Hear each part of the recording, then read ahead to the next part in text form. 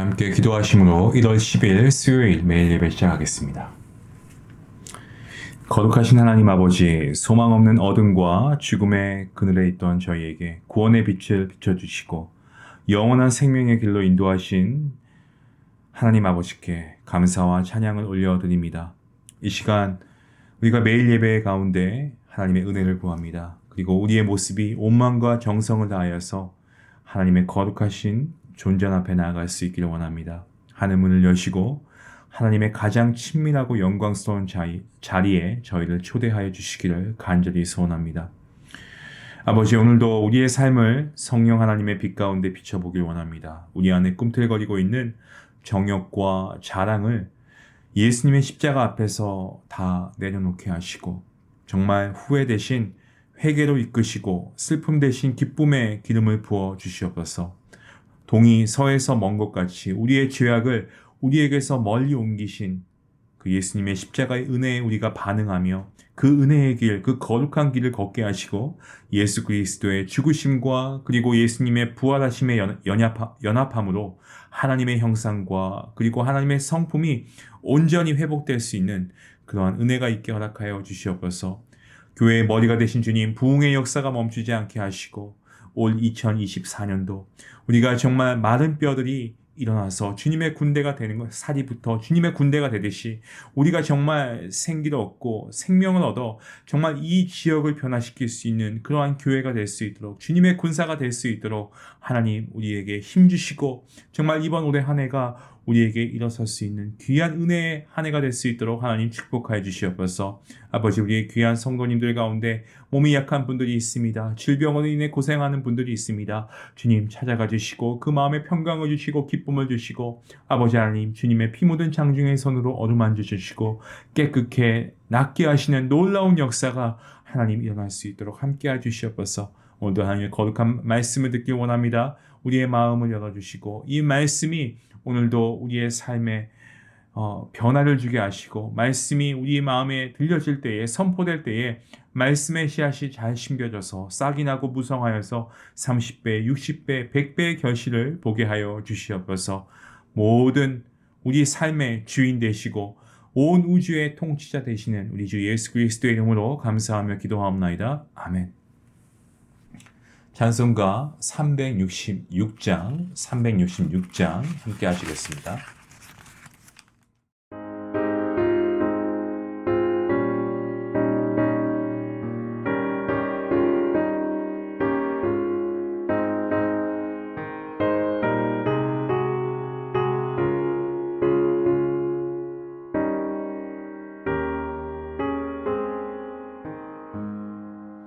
어두운 내 눈 밝히사 진리를 보여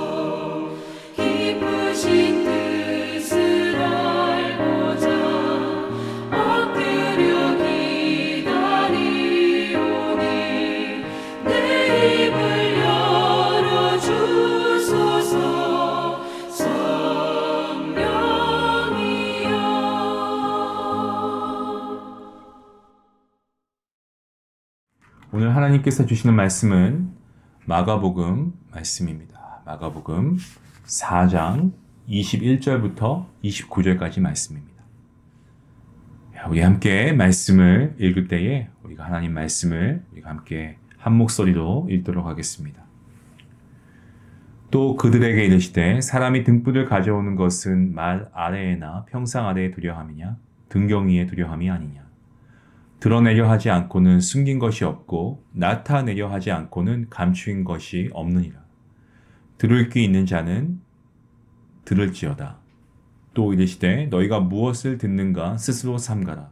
너희의 헤아리는 그 헤아림으로 너희가 헤아림을 받을 것이며 더 받으리니 있는 자는 받을 것이요 없는 자는 그 있는 것까지도 빼앗기리라. 또 이르시되 하나님의 나라는 사람이 씨를 땅에 뿌림과 같으니 그가 밤낮 자고 깨고 하는 중에 씨가 나서 자라되 어떻게 그리 되는지를 알지 못하느니라. 땅이 스스로 열매를 맺되 처음에는 싹이요 다음에는 이삭이요 그 다음에는 이삭의 충실한 곡식이라. 열매가 익으면 곧 낫을 대나니 이는 추수 때가 이르렀습니다. 아멘. 오늘 본문 말씀은 어제에 이어서 우리가 21절 말씀부터 보고 있는데요. 두 가지 비유를 주님께서 하고 계십니다. 21절부터 25절까지는 등불 비유가 그것이고요. 그리고 나머지 26절부터 29절까지 말씀은요, 씨 비유를 하고 있습니다. 이 두 가지 비유는 각각 다른 것처럼 보이는데 공통적으로 하나님의 나라에 대한 말씀입니다. 먼저 본문 21절부터 25절까지의 말씀이 등불 비유를 보시면 마태복음과 마가복음 그리고 누가복음에 기록되어 있습니다. 그런데 마태복음의 등불 비유는 마가복음과 누가복음의 등불 비유와는 다른 의미를 지니고 있습니다. 마태복음의 등불 비유는 진리의 등불을 갖고 있는 그리스도인이 어떠한 자세로 살아가야 하는가에 대해서 강조했다라고 한다면 이 마가복음과 그리고 누가복음은 진리의 등불에 대적하는 악의 세력이 있지만 이 세력은 반드시 그에 상응하는 보답을 받게 된다라는 메시지를 담고 있습니다.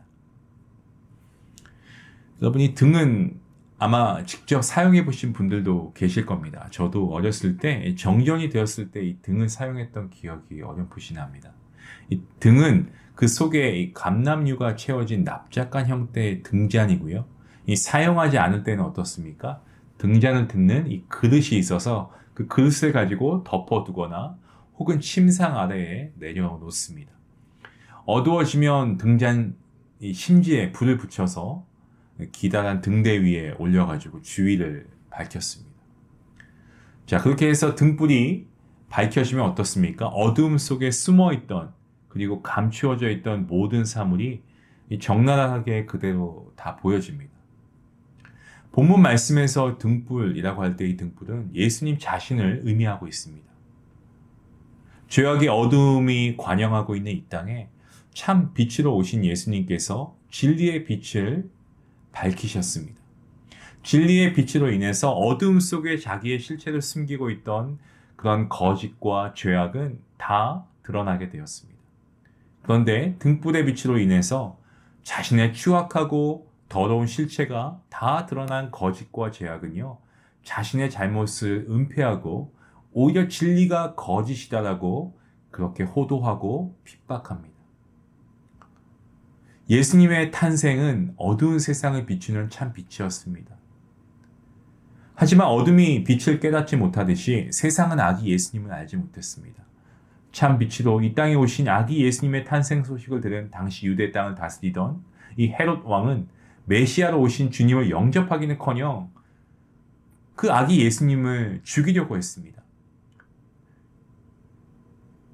그는 베들레헴에서 태어난 이 2살 이하의 어린아이를 전부 죽이라고 명령했죠. 어떻게든 이 아기 예수님을 죽이려고 한 목적 때문에 그렇게 한 것입니다. 참 빛 대신 예수님은 진리를 외면하고 핍박하고 있는 세상을 향해서 오늘 본문 23절 말씀처럼 들을 귀 있는 자는 들어라 라고 말씀하십니다. 자, 들어라 라고 해석된 헬라어 아쿠오는요, 어떤 우리가 왜 이런 말이 있지 않습니까? 한 귀로 듣고 한 귀로 흘려버린다. 그렇게 듣는 게 아니고 흘려 듣는 것이 아니고 주의를 세심하게 기울여 듣는 것을 뜻하고 있습니다. 이것으로도 주님께서는 부족하다고 생각하셨는지 재차 무엇을 듣는가 스스로 삼가라라고 24절 말씀에서 말씀하십니다. 삼가다, 이것을 원문이 헬라어로 보면 블레포라고 하는데 무엇인가에 주의를 기울이다라는 그러한 의미를 갖고 있습니다.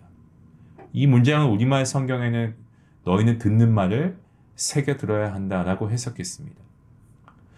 주님께서 한 번이 아니고 두 번, 세 번에 걸쳐서 세상을 향해 자신의 말을 들어야 한다라고 강조하시는 이유를 본문 24절과 25절을 보시면 우리가 그 이유를 알 수 있습니다. 이렇게 말씀하고 있죠. 너희가 무엇을 듣는가 스스로 삼가라. 너희의 헤아리는 그 헤아림으로 너희가 헤아림을 받을 것이며 더 받을 것이니 있는 자는 받을 것이요 없는 자는 그 있는 것까지도 빼앗기리라.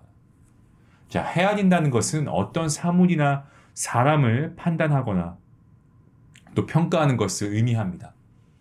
자기가 평가한 그대로 평가받게 된다는 예수님의 말씀을 쉽게 설명한 비유가 있는데 그것이 바로 마태복음 25장에 나오고 있는 달란트 비유입니다. 너무 우리가 잘 알고 있는 말씀이죠. 주인이 어떻습니까? 다른 곳에 가게 되면서 3명의 종들에게 각자의 재능대로 달란트를 주지 않습니까? 금 5달란트, 2달란트, 또 하나의 달란트를 나누어 줍니다. 5달란트와 2달란트 받은 종들은 각각 장사를 해서 이윤을 남겼습니다. 그래서 5달란트와 2달란트를 남겼습니다. 하지만 1달란트 받은 종은 어떻게 합니까? 땅을 파고 그 1달란트를 묻어두었습니다. 후에 주인이 돌아왔습니다. 종들과 결산하는 시간을 갖습니다. 그래서 5달란트와 2달란트 받은 종들은 각각 그들이 또 5달란트와 2달란트를 벌었다라고 보고하고요. 주인은 이들을 보고 칭찬합니다. 하지만 1달란트를 받은 종은 자신이 번 1달란트를 주인이 다 빼앗아 갈 것이다 생각하고 땅속에 묻어두었다고 했습니다. 그러니까 이 주인은 어떻게 합니까? 그 종에게 1달란트를 빼앗습니다. 이미 10달란트를 소유한 종에게 주지요. 그리고 그 무익한 종을 내쫓아 버립니다. 주인에게 1달란트를 받은 종이 무익한 종이 되어서 쫓겨났습니다. 그 이유가 무엇입니까? 자기가 섬기는 주인을 잘못 헤아렸기 때문 아니겠습니까? 같은 주인을 모시고 있는 나머지 2명의 종들과는 다르게 그 1달란트를 받은 종은, 숨겼던 종은 주인을 가리켜서 자신을 착취하고 자신의 소유를 빼앗는 어떤 그런 매정한 그러한 주인으로 판단했습니다. 결국에 그는 자신이 주인을 그렇게 판단한 그대로 평가받아서 집에서 쫓겨남을 당하게 됩니다. 유대의 왕이라는 이 권력을 지키기 위해서 수많은 어린아이들을 살해하도록 지시한 헤롯 대왕은 그가 최고의 가치를 두었던 왕위, 이 왕좌에 영원히 앉아있지 못했습니다. 그가 건축했던 당대의 최고의 건축물이라고 칭송받았던 예루살렘 성전은 완공되고 나서 불과 7년 후에 AD 70년경에 그가 그토록 신봉하고 섬겼던 로마군에 의해서 완전히 파괴되어 버리지 않습니까? 자기의 지위를 지키기 위해서 정말 사랑하는 가족들, 아내는 물론이고 자식들까지도 살해한 이 비정한 인물이 헤롯 왕이었는데 인류의 역사는 훗날 그를 가리켜서 폭군이라고 평가하고 있습니다. 하나님의 나라에서는 진리를 거스르는 그러한 거짓은 반드시 그에 상응하는 대가를 치르게 된다는 것을 우리는 기억해야 합니다.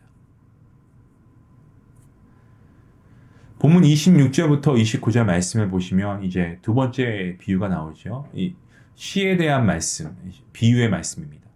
어제 살펴보았던 그 네 종류의 땅, 시가 떨어진 네 종류의 땅 비유의 초점은요, 복음을 의미하는 씨앗이 아니고 복음을 접한 사람들의 마음밭이었다는 것을 우리가 어제 함께 나누었죠. 반면에 오늘 본문인 이 자라나는 이 자라나는 씨앗, 이 비유는 농부나 땅이 아니고요, 그 씨앗 자체, 즉 하나님의 나라에 초점을 두고 있습니다. 땅에 뿌리워진 씨앗은 싹이 나고 이삭이 나고 이삭이 충실한 곡식이 되었습니다. 농부는 자기가 뿌린 씨가 싹이 올라오고 이 성장한다는 가시적인 사실만을 인지할 뿐이고 씨 자체가 어떻게 땅 속에서 이게 발화가 되고 성장하고 곡식을 맺는지는 전혀 모릅니다. 이 비유에서 씨앗을 뿌린 사람이 씨가 어떻게 자라는지 알지 못한다라는 말씀은요. 인간은 하나님의 섭리를 온전히 이해할 수 없고 간섭할 수도 없다라고 하는 의미를 담고 있습니다. 예수님께서는 베들레헴이 아닌 나사렛이라고 하는 곳에서 태어나셨습니다. 태어나실 수 있었습니다. 예, 그죠? 하지만 베들레헴에서 태어나셨죠. 그 당시 가이사 아구스토가 인구조사를 하기 위해서 호적령이라는 그런 명령을 내립니다. 요셉은 호적을 하기 위해서 이 나사렛에서 베들레헴으로 이 정혼한 마리아를 데리고 이동한 겁니다. 그래서 예수님께서 베들레헴에서 탄생하신 거죠. 나사렛에서 베들레헴까지 직선 거리로 봤을 때 대략 한 100마일이 넘는 거리라고 하는데요. 도보로 생각하면 한 10일 정도가 걸리는 거리라고 합니다. 이 호적령은 남자에게 해당된 것이기 때문에 요셉은 굳이 그 먼 길을 만삭인 마리아를 데리고 가지 않아도 사실 되었습니다. 만삭 상태인 마리아는 그냥 그대로 나사렛에 있고 요셉만 베들레헴으로 가서 호적 신고를 하고 돌아와도 되는 상황이었습니다. 하지만 요셉은 만삭이었던 마리아와 함께 베들레헴에 가서 호적 신고를 했습니다. 요셉이 만삭인 아내를 데리고 간 이유는 처녀의 몸으로 임신한 마리아를 동네 사람들로부터 주변인들로부터 보호하기 위해서라고 하는 의견도 있고요. 또 남자아이가 태어났을 때 8일 안에 할례 의식을 해야 하는 어떤 율법을 지키기 위해서라는 그러한 신학적인 견해들이 있지만 이것은 모두 추측에 불과합니다. 아무튼 호적 등록을 하기 위해 갑자기 몰려든 사람들로 인해서 몇 개 되지 않는 숙소는 10,000원이 되었고 그리고 나서 아이를 해산해야 되는데 장소가 없으니까 결국 구유 앞에서 아기 예수님이 태어나시게 됐죠. 그 첫 아들, 이 아기 예수님을 구유에 뉘어야 했던 당시의 상황은 인간적으로 생각하면 무척 안타까운 일이 아닐 수가 없습니다. 하지만 이 모든 것은요, 여러분, 하나님의 큰 그림 안에서 마치 퍼즐 조각처럼 맞춰지고 있었던 것입니다. 우리가 이해하지 못하는 상황 가운데서도 하나님의 그 놀라운 비밀, 그 숨은 계획은 계속 진행되고 있었다라고 하는 사실입니다. 나사렛이라고 하는 곳에 살던 요셉이 베들레헴에 이 만삭인 아내와 함께 가서 그곳에서 예수님을 출산하게 된 배후에는 하나님의 뜻을 이루어 가시는 하나님의 섭리하심이 있었다라는 말씀입니다. 여러분, 하나님께서는 사실 오래전에 이 구약 말씀을 보시면 미가 선지자를 통해서 다음과 같이 예언하셨습니다. 미가서 5장 2절 말씀에 이렇게 기록되어 있습니다. 베들레헴 에브라다야, 너는 유다 족속 중에 작을지라도 이스라엘을 다스릴 자가 내게서 내게로 나올 것이라. 그의 근본은 상고의 영원에 있느니라. 만약 가이사의 호정령이 없었다면 요셉이 베들레헴에 올 이유가 없지 않았겠습니까? 하나님께서는 세상의 통치자를 하나님의 섭리를 이루시기 위한 도구로 사용하셨습니다. 만삭인 아내와 동행하지 않아도 될 상황이었음에도 불구하고 요셉이 마리아와 함께 베들레헴에 온 것 역시 하나님의 섭리하심입니다. 사랑하는 성도 여러분, 하나님의 나라는 하나님의 섭리하심에 의해 통치되는 줄로 믿으시길 바랍니다. 하나님의 나라는 예수 그리스도의 탄생과 십자가의 죽으심 그리고 부활을 믿는 저와 여러분의 삶 속에 이미 존재하고 있습니다. 하나님의 나라가 우리의 삶 속에 존재한다는 사실은 우리의 삶 속에 하나님의 섭리하심이 있음을 의미하고 있습니다.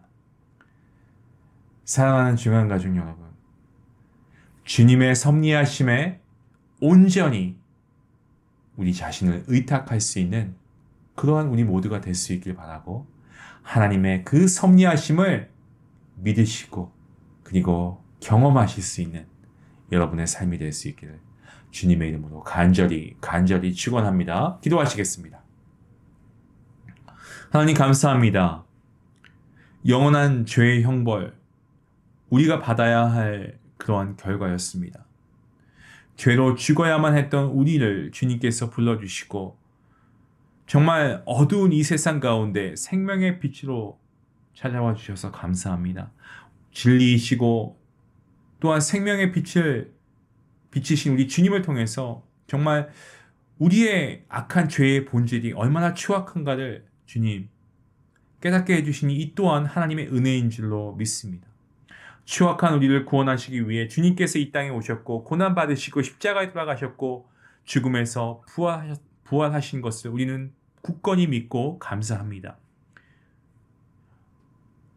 진리이시고 생명 되신 주님의 빛을 이 땅에 비추는 등불이 될 수 있기를 원합니다. 주님, 등불을 끄기 위해 거짓과 어떤 권모술수, 죄악의 모진 광풍이 몰아친다고 해도 우리가 결코 두려워하거나 염려하지 않고 피하지 않고 우리의 힘이 되어주신 주님의 섭리하심을 믿고 담대하게 맞서는 용기를 허락하여 주시기를 소원합니다. 하나님을 우리의 힘으로 삼는, 우리의 능력으로 삼는 우리의 삶 속에 이미 하나님의 나라가 도래했고 주님의 등불로 살아가는 우리의 삶 자체가 하나님의 나라임을 우리는 분명히 인지하며 정말 우리가 늘 영적으로 깨어있는 주님의 거룩한 자녀로 살아갈 수 있도록 주님 오늘도 우리를 붙잡아 주시고 성령 하나님께서 그러한 믿음을 우리에게 허락하여 주시옵소서. 감사하며 예수님의 이름으로 기도하옵나이다. 아멘. 이 말씀 생각하시면서 함께 기도하시겠습니다. 오늘 주신 이 비유, 하나님의 나라에 대한 비유인데요. 우리가 다시 한번 깊이 묵상할 수 있으면 좋겠습니다. 여러분, 우리가 삶 가운데 두렵고 떨리는 순간이 있다고 해도 여러분, 우리가 하나님을 의지하며 나아갈 수 있기 원합니다. 모든 것에 주님의 섭리하심이 있음을 믿고 담대하게 맞서시고 믿음으로 굳건하게 서시길 바랍니다. 그러한 우리가 될 수 있게 달라고 함께 기도하시겠습니다.